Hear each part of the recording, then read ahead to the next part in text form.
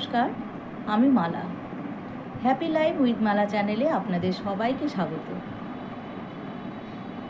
একদিন একটি ছেলে এক সাধুর কাছে গেল। সে সাধু আশ্রমে সবসময় থাকতেন। ছেলেটি ভাবল সাধুর কাছে গেলে আমার কিছু সমস্যার কথা বলব। তো ছেলেটি যথারীতি গেল। যাওয়ার পরে সাধু বাবাকে বলল যে সাধু বাবা, আমার কতগুলো সমস্যা আছে জীবনে, সেগুলিকে আপনি কিছু বলতে পারবেন সেগুলো পরিবর্তন করার জন্য? তখন সাধু বাবা বলল, বলো তোমার কি সমস্যা। তখন ছেলেটি বলল যে সাধু বাবা, আমি জীবনে কোনো দিনও খুশি হতে পারলাম না, সুখী হতে পারলাম না। সাধু বাবা বলল, কেন, তার কারণটা কি? তখন ছেলেটি একে একে সব বলতে লাগলো। আমি যখন বেকার ছিলাম তখন আমি ভাবতাম আমি যখন চাকরি করব বাবা মাকে সুখে রাখবো। চাকরি পেলাম, মায়নাও মোটামুটি ভালোই ছিল, কিন্তু আমি আমার ইচ্ছা মতো বাবা মাকে কিছু করতে পারিনি।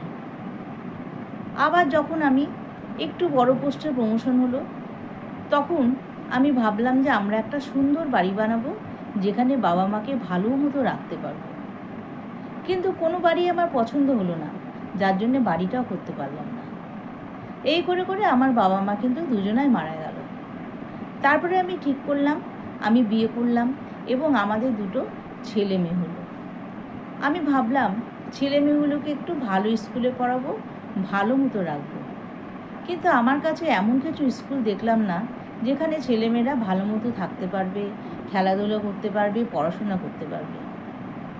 তখন সাধু বাবা একথা শুনে বুঝতে পারল যে তার কোনো কিছুতে তার স্থিরতা নেই, সে খালি ভেবেই যাচ্ছে, আর এই ভাবতে ভাবতে তার কিন্তু একটা একটা করে সময় চলে যাচ্ছে। এটাই ওর জীবনের একদম সমস্যা।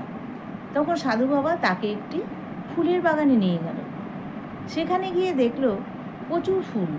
সাধু বাবা তখন বলল, আচ্ছা তুমি ফুলের বাগানটা পুরো একবার ঘুরো তো।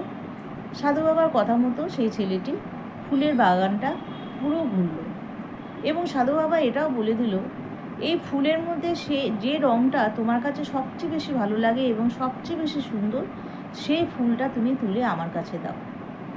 তারপর ছেলেটি যথারীতি সাধু বাবার কথা মতো ফুলের বাগানটা পুরো ঘুরল। সাধু বাবা এটাও বলেছিল, তুমি পুরো ঘুরে আবার যখন আগের জায়গায় ফিরে আসবে তখন কিন্তু তুমি যে ফুল নিবে সে ফুল আমি নেব না। তোমাকে ঘুরে ঘুরে দেখতে হবে কোন ফুলটা ভালো এবং কোন ফুলটা সতেজ, সেটাই কিন্তু আমাকে তুমি দেবে। কিন্তু ছেলেটি পুরো বাগান ঘুরল, কোনো ফুল তার কাছে ভালো লাগলো না। সে ভাবছে